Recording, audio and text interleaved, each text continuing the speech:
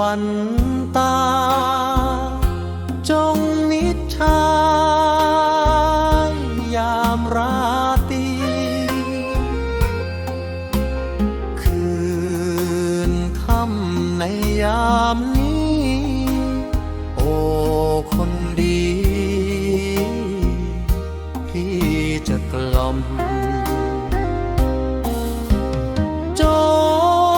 งหลับอย่ากังวลเถิดหน้ามนแม่เนื้อหอมเรียมเฝ้าเจ้าพยอ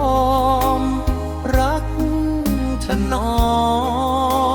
มมิยอมห่างขัดกล่อม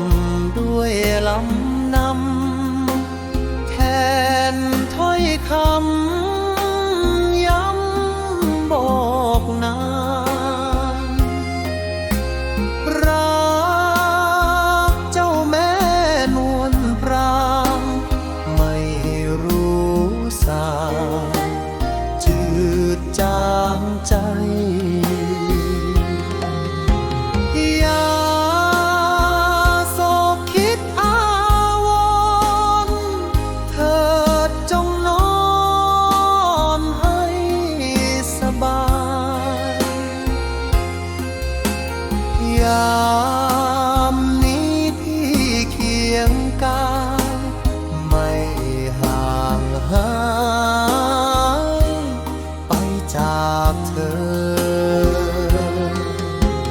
ทุกข์ใดอย่าได้มีจงฝันดีอย่าละเมอนอนหลับเสียนะขอให้เธอหลับฝันดี